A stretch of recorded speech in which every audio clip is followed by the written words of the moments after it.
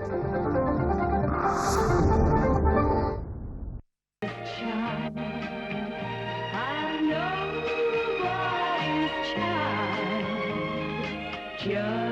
like a flower, I'm growing wild.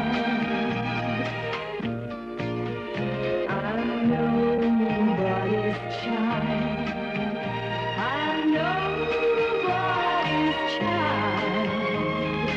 Just like a flower, I'm growing wild. I'm nobody's child. I'm nobody's child.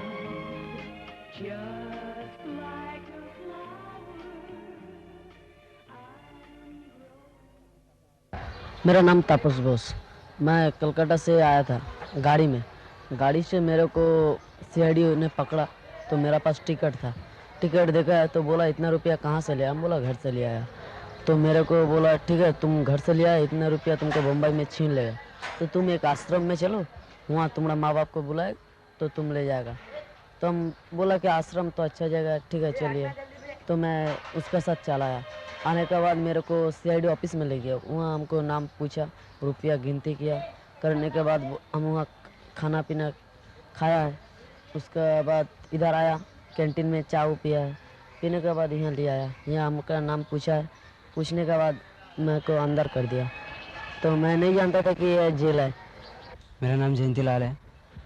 मेरा माँ ने मेरे पिताजी को छोड़ दिया और दूसरी शादी किया। इसके लिए इन दोनों में आपस में बहुत झगड़ा होने लगा और मैं इस झगड़े में तंग आ गया और मैंने घर छोड़कर बम्बई में आ गया। मेरा बचपन से पिताजी नहीं है, मर गए। उनको टीबी की बीमारी थी, इसलिए मैं मेरी माँ के पास रहती थी। तो मेरी माँ को एक औरत ने फंसाई, इधर बेच डाली और बोली कि तुम्हारी लड़की तड़प रही बोल के मेरी माँ को बेची और मेरे को बोली तेरी माँ बुलाती है। वो मेरे को लेके सीधा बम्बई आई। बम्बई में लाके मुझे बहुत तकलीफ देने लगी। बचपन से मेरे को वो कुछ बोलती है तू कभी बड़ी होगी कभी तुझे बेचूंगी। मैं नागपुर का रहने वाला हूँ। मेरे दोस्त लोग लेके आए बम्बई में घूमने के लिए। बोला मोटर कार देखेंगे, अपना बिल्डिंग बहुत बड़ा है, इसलिए लेके आए। और इधर आके ऐसा स्टेशन पे उतरा तो हवलदार पकड़ा और लेके आए। मेरी सगी माँ भाग गई तो मेरा बाप ने दूसरी शादी किया। उसके इस व्यवहार के कारण मैं घर से भाग के आया। जो दिन मैं भाग गई थी उस दिन मेरे माँ ने बोली तू स्कूल जा। मैं नहीं जाती थी तो बोले तू नहीं जाएगी तो तेरे को मारेगी। मैं क्या करा, घर से भाग गई। घर से जब भाग गई मैं ट्रेन में उठी। मेरे सबको पूछी ये ट्रेन किधर जाएगी? वो लोग बोला बॉम्बे में जाएगी। अपन ऐसे ही चला आया घूमने के लिए। फिर अपन स्टेशन में आया बम्बई सेंटर में। वहाँ एक हवलदार मुझे पकड़ लिया। मेरे को घर पे अच्छा नहीं लगता काम पे भेजने की। तो मैं एक दिन गई नहीं काम पे, तो माँ बोली तेरे को जाने ही मिलता है, तो मैं गई नहीं। तो मेरी माँ रात को बहुत चिल्लाई। तो सुबह माँ बोले कि तेरे तू काम पे जा। मैं बोले मैं नहीं जाएगी, आज कल जाएगी। तो माँ गुस्सा करी। मैं सुबह निकल के आई घर से। मैं बचपन में से घर से आया हूँ भीख मांगते। गणपति के दिन वहाँ से आते समय घर का रास्ता भूल गया। तो यहाँ स्टेशन पे आया तो एक लड़के ने मुझे यहाँ ले आया। मेरे को एक लड़का घर से फंसा के लाया, इधर फंसा के लाया। वो मेरे को छोड़ के चला गया। मैं सोया रहा, मेरे को हवलदार पकड़ के इधर लाया।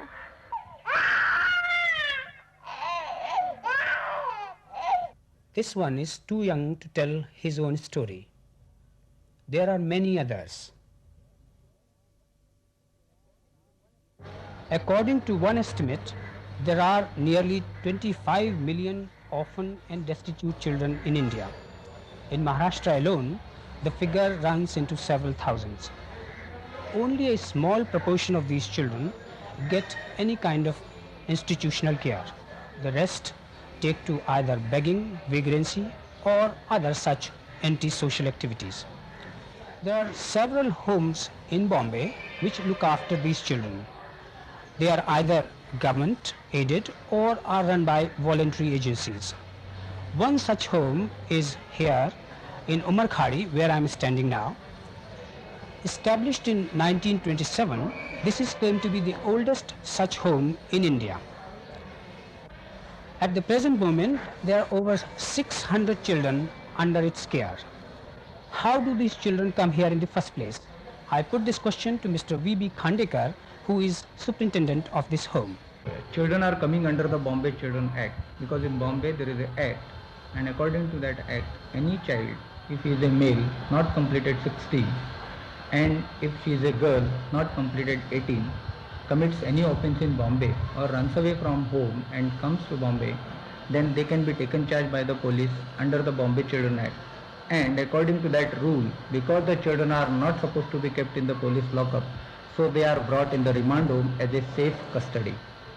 Then another way, sometimes the parents, if they feel that their child is uncontrollable, so there is one section, that is under section 47, as an uncontrollable, the parents can make an application to the juvenile court, and after making inquiry, if the court feels that the child is really uncontrollable and needs the institution, then the court also can take charge of that child, and the child can be kept in the remand home as a safe custody. How do they spend the day here, and what kind of recreational facilities do they have? To occupy the children is the main problem, means main work in our observation home, and therefore we say the occupational therapy is the only therapy, and so we have got to occupy them. We have got small trades like pottery, clay modeling, then making envelopes, the tailoring, making bead articles, bags. This gives occupation plus little training, and if they go out and if seriously they work, they can get the job outside and can earn out of it. Then the recreation is also an important part, this being in remand home, and they are not allowed to go out until and unless the court order is there. So recreation is a very important, and therefore we have got the outdoor and indoor both types of games. Now we are at Sneha Sadan in Andheri. Sneha Sadan is a children's home run by a voluntary organization. At Sneha Sadan, they have a system what is called the open house. What is this open house? Father Fonseca, director of Sneha Sadan, explains.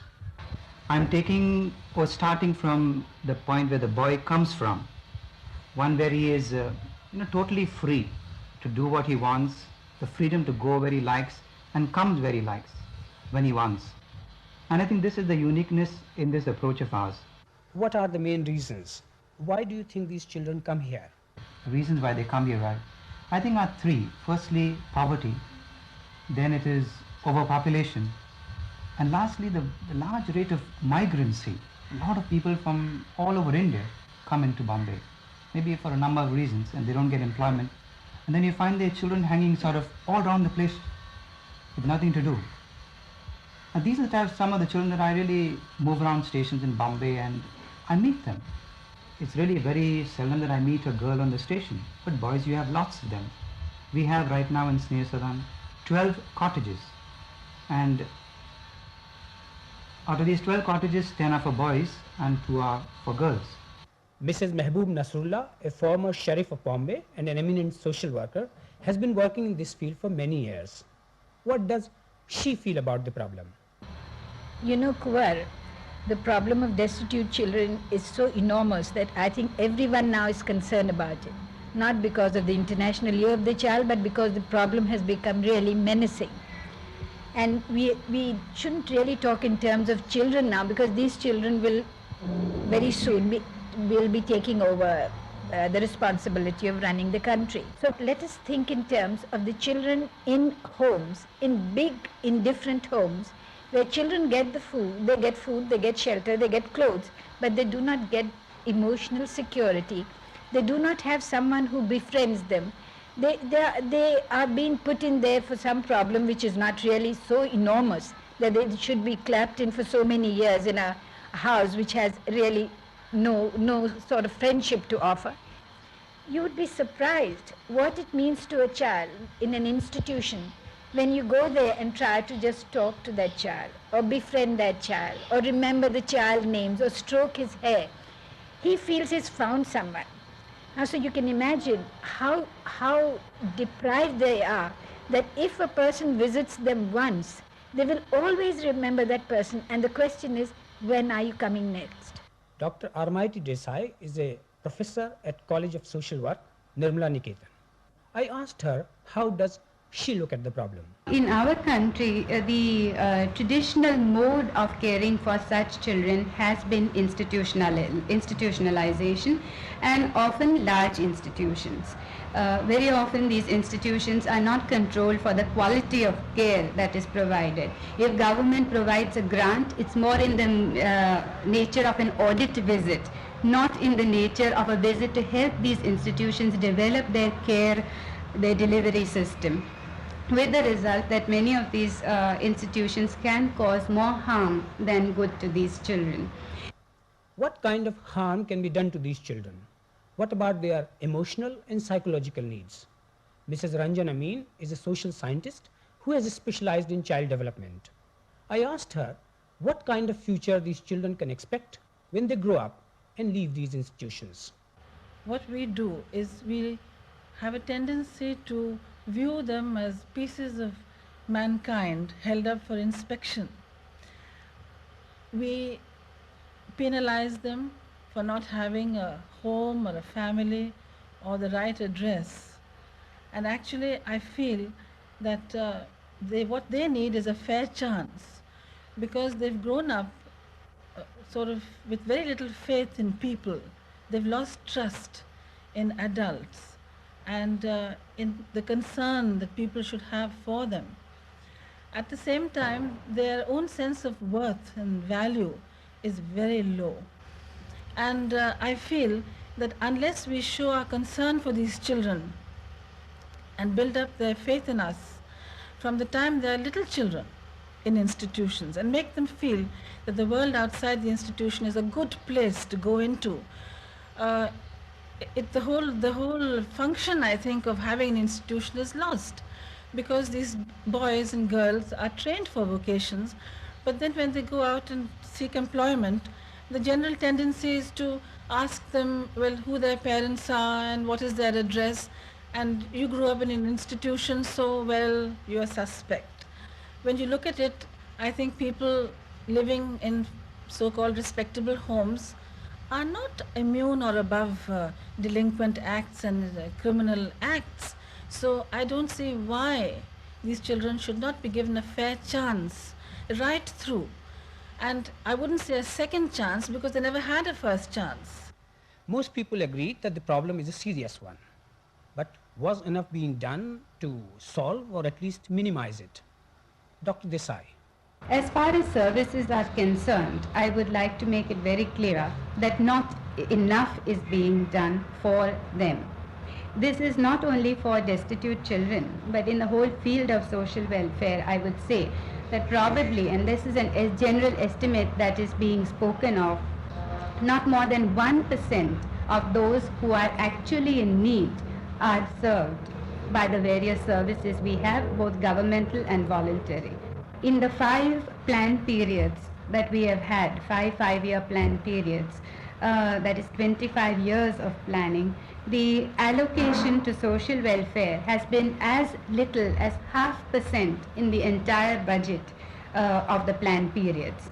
This shows the quantum of funds which can be available to social welfare, and therefore how much can realistically be done by the field of social welfare. The priority for social welfare is extremely low. Mrs. Malti Tambevaidya is the Secretary of the Department of Social Welfare, Government of Maharashtra. I asked her, as someone in charge for the welfare of destitute children, what did she have to say? I would myself concede that there is indeed a very wide gap, and there is indeed a lot of scope to do a lot more. Now, I have always said that social welfare, any aspect of social welfare, be it the destitute children or others, government can never expect to do it itself in isolation. The entire society has to be with the government in this, and it's only if both of them do it together that we can hope to achieve some substantial results. Now, in the current year, we are spending about 2.5 crores on our efforts. By our efforts, I mean what we are doing and what we are giving to the voluntary institutions by way of grant in aid from the government side. In the 6th plan, we intend to increase the number of these institutions, encourage the voluntary agencies to increase their number so that we continue to give them the grant in aid. And the amount that we would be spending on the destitute children should work out to be about 14 crores in the 6th plan period. You know, there are orphanages, there are bal sadans, or even the remand homes, certified schools. We encourage voluntary sector to come forward, and we ultimately it is always better for government to let them be run by the voluntary sector because it is more economical. Now, the basic principle which I think should be accompanying all care of children who are in need of some help beyond what the family can provide should be that the child should be kept in his own home as far as is possible, with supports to the family to keep him at home rather than placing the child away from home. Now, what is the assumption behind such a principle? First of all, no substitute adult can give the kind of affection which an own parent can give. This we know, and this is something that needs therefore to be supported and nurtured. Second important aspect here is that institutional care is far more expensive than maintaining a child in his own home, because institutional care involves capital costs as well as recurring costs.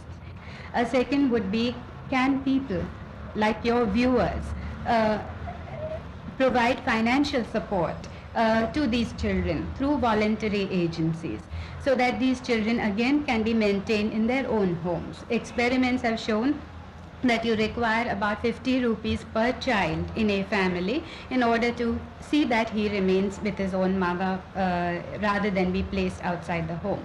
Whereas institutional care costs are well over 100 rupees a child. One of the ways members of the community can of course help is by sponsoring a child. India Sponsorship Committee is a voluntary non-profit organization which helps underprivileged children with their education. How does it work? Dr. Zuli Nakhuda, its administrator, explains. There are many children in India who are in destitution because of poverty. Sponsorship as a financial help becomes an enabling factor for the parent to look after the child and to educate him.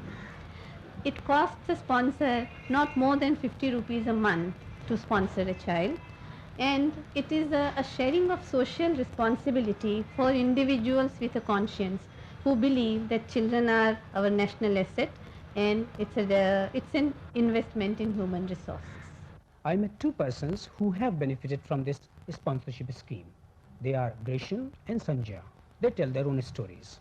I started getting sponsorship of 1966, and it continued for 10 years. At that time, my father was a millman. We had 11 members to support. Times were very difficult. We could not pay our school fees, and uniforms also were not proper, and because of that we were sent back home. Sponsorship helped us in that mother could pay fees regularly and uniforms were also proper.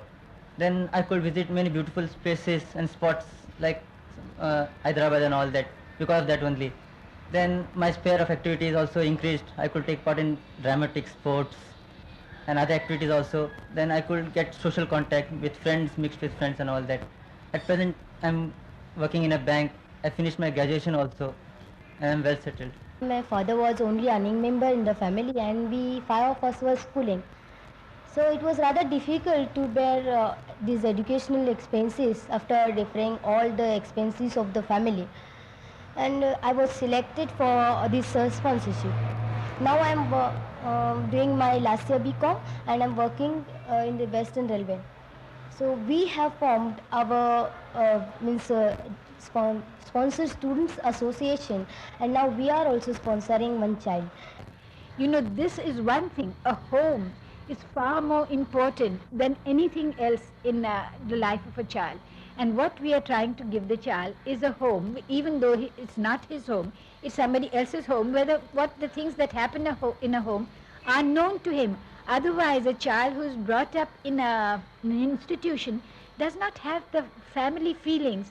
The human touch is not there. So when he grows up also, he does not have the human touch. And we wonder, why are there problems of the young people? Why have they become so violent? Why have they become so reckless? What do you expect of someone who has no support, no love, no help from the family, no help to, a mother may hit a child, but at the same time, she'd love the child also. If we do have some kind of placement away from home for the child, it should not be in large congregate institutions. This is not either emotionally healthy for the child and socially quite disastrous, because the child is isolated from the community. In fact, some institutionalized children don't know what is family life. How do you expect these children, when they are discharged from their, at the age of 18, 19, to go settle down and have a family? In fact, they don't know what is husband-wife relationship, parent-child relationship. These are the kinds of problems we face. What can be done now? How can the government, private agencies, or members of the community can help? Mrs. Nasrullah. The public really can help in whatever way it is, in a very small way too.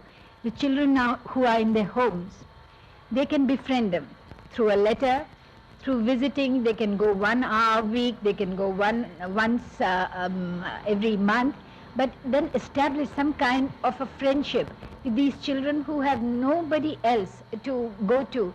And you'll be surprised what change comes into the lives of these people. Otherwise they feel, there's no one to care for them.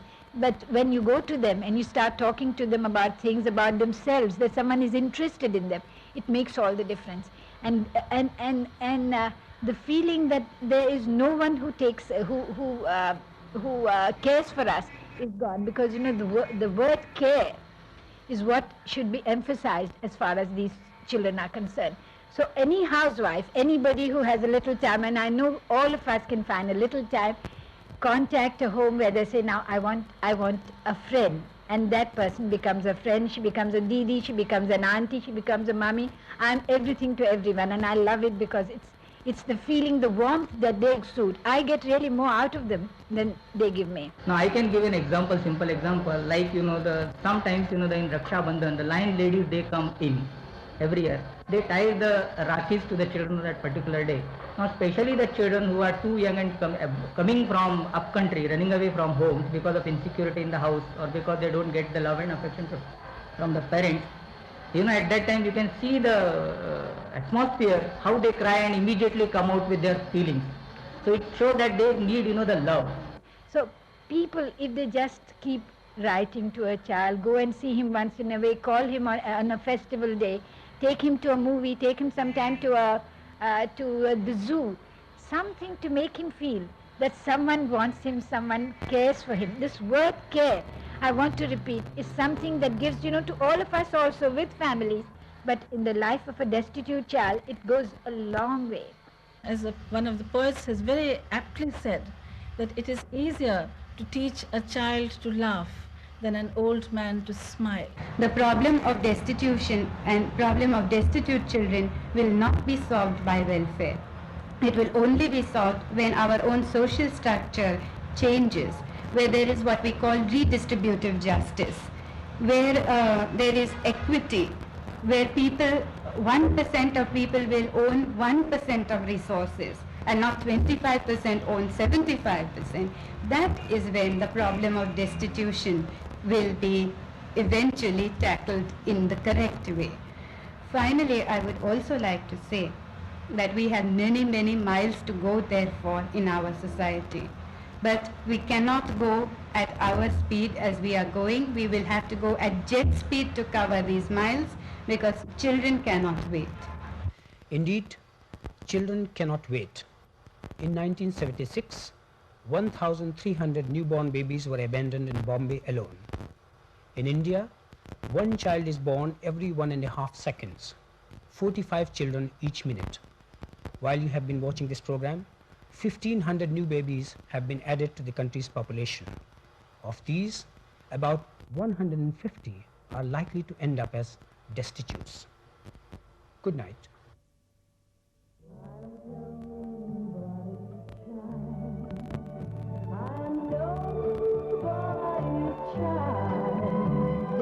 Just like a flower, I'm growing wild. No one is kissing.